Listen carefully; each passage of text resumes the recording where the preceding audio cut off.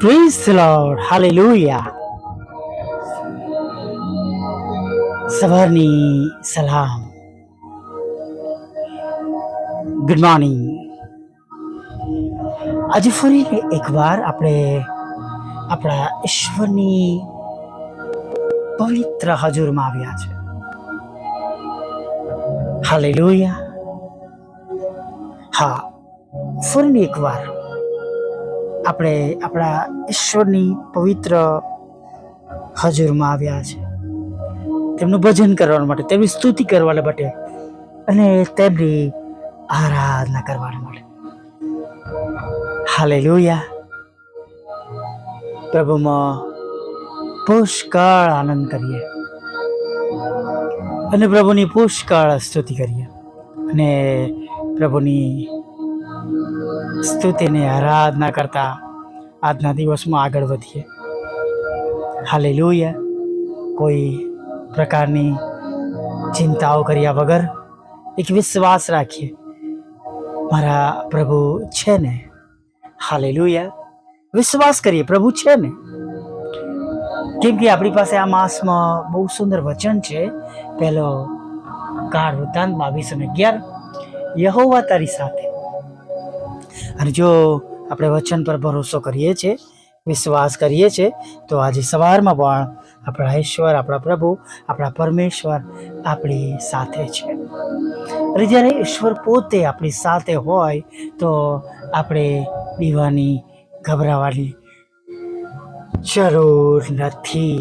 Hallelujah, praise the lord. હા, આપણે બીવાની, ગભરાવાની જરૂર નથી. કેમ કે પ્રભુ નિર્ગમનની અંદર આપણને કહે છે નહીં કે યહોવા તમારા માટે લડાઈ કરશે, યુદ્ધ તો યહોવાનું છે.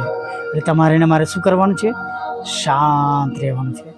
મતલબ કે કોઈ પ્રકારની ચિંતા કરવાની નથી. બસ આપણે જોયા કરવાનું છે કે પ્રભુ કેવી અદ્ભુત રીતે આપણો બચાવ કરે છે. અને એના માટે આપણો વિશ્વાસ બહુ મજબૂત હોવો જોઈએ. એના માટે આપણે વિશ્વાસમાં સ્ટ્રોંગ હોવા જોઈએ. અને એના માટે ભૂતકાળમાં પ્રભુ સાથેના અનુભવ હોવા જોઈએ. હાલેલુયા. આપણો જાણે કે એન્કાઉન્ટર પ્રભુ સાથે થયેલો હોવો જોઈએ.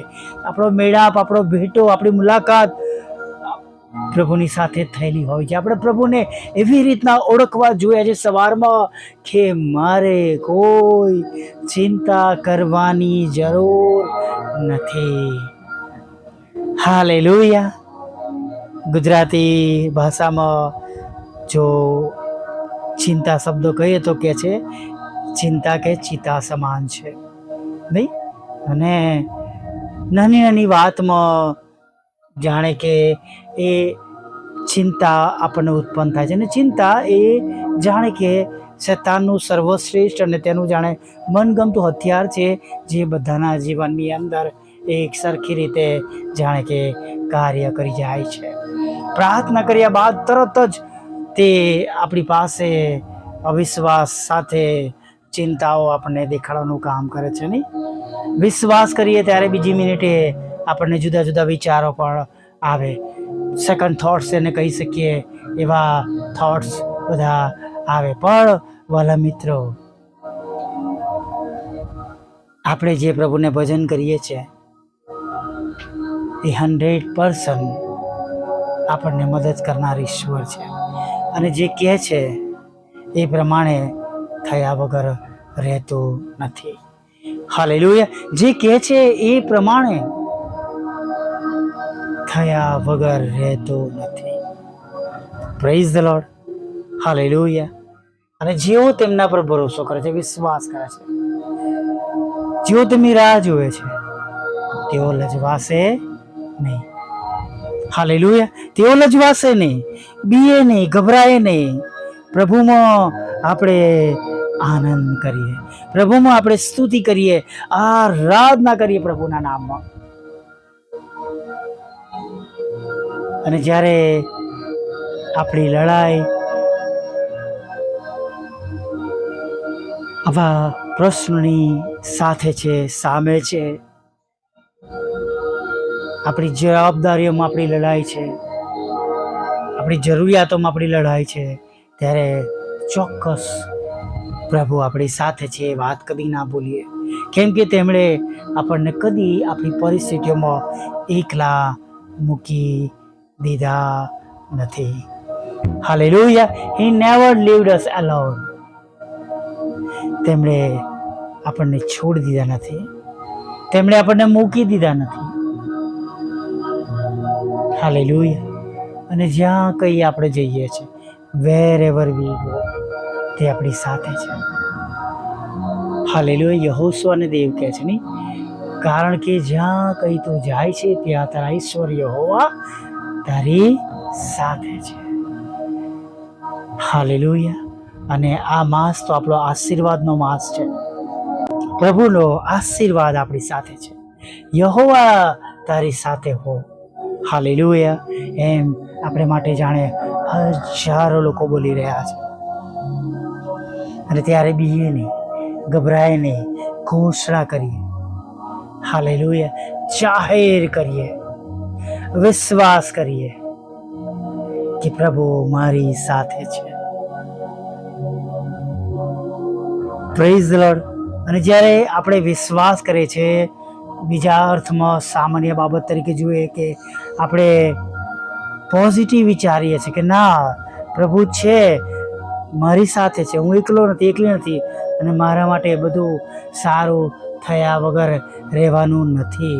ત્યારે જેમ આપણે વિચારીએ છીએ અને જેમ આપણે વિશ્વાસ કરીએ છીએ એ પ્રમાણે આપણા જીવનમાં નક્કી ખચિત બને છે. કેમ કે આપણે ઈશ્વર પર ભરોસો કરીએ છીએ, માણસો પર નહીં, પરિસ્થિતિઓ પર નહીં, પણ દેવ આપણે માટે બધું કરનાર છે. માટે આપણો વિશ્વાસ ડબલ પોર્શનમાં જાણે વધી જાય છે અને આપણે વધારે વિશ્વાસમાં આપણે મજબૂત બનીએ છીએ.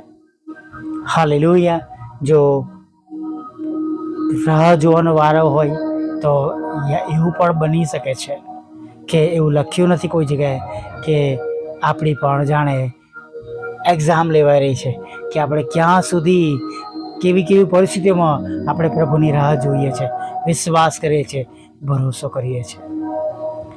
કેમ કે મુંગળ તો ત્યારે મરનાર છે કે આપણે અંત સુધી ટકીશું. તો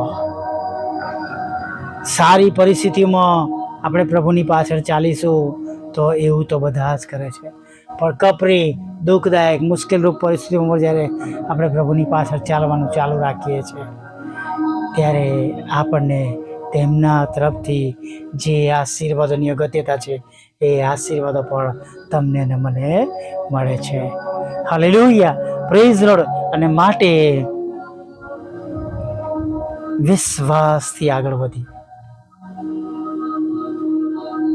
કેમ કે જ્યારે વિશ્વાસ કરીએ છીએ, વિશ્વાસ રાખીએ છીએ, ત્યારે આપણે પ્રભુના બાળકો તરીકે તેમની દ્રષ્ટિમાં, આપણે તેમની નોંધમાં આવી જઈએ છીએ. હાલેલુયા. Praise the lord.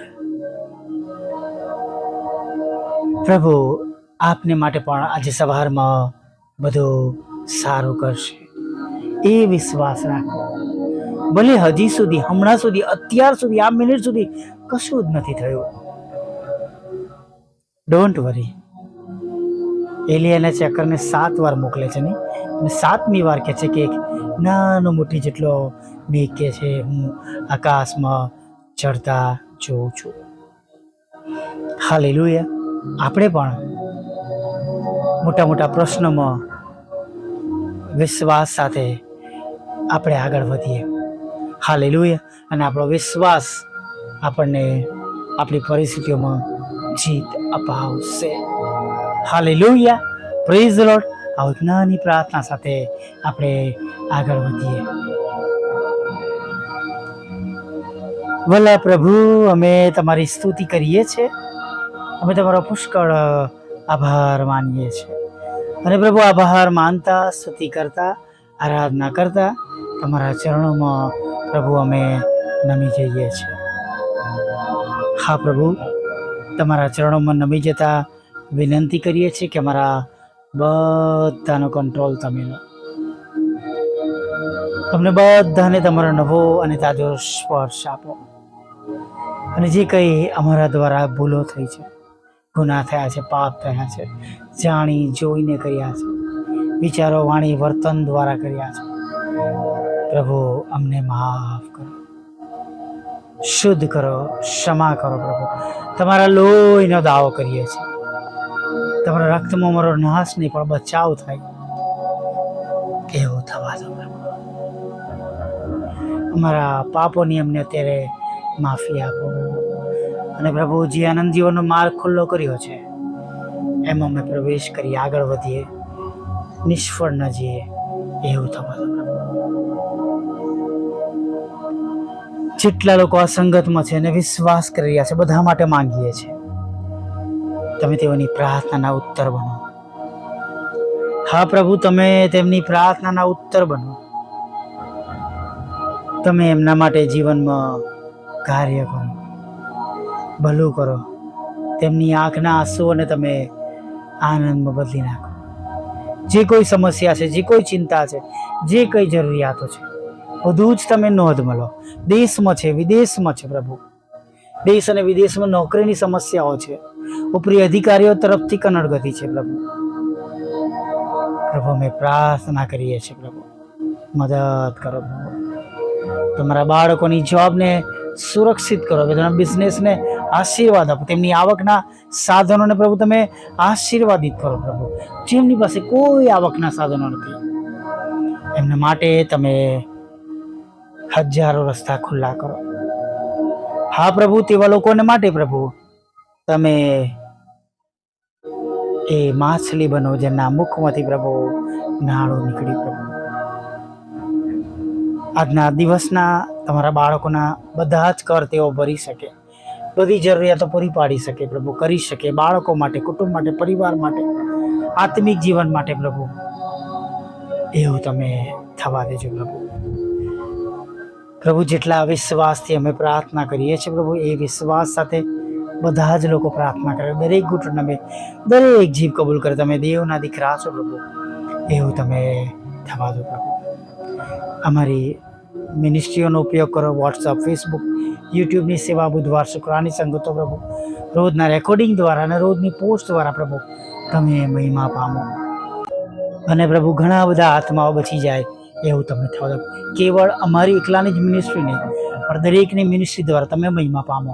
અને બધા જ અમે ભેગા મળીને પ્રભુ હજારો લોકોને પ્રભુ રોજે રોજ દરેક પડે દરેક મિનિટે પ્રભુ શેતાનના હાથમાંથી છોડાવી લઈએ પ્રભુ એવું થવા દો. હા પ્રભુ, જેમ સ્વર્ગમાં તેમ પૃથ્વી પર તમારી ઈચ્છા પૂરી થાવ, તમારું રાજ્ય વહેલું આવો પ્રભુ પિતા.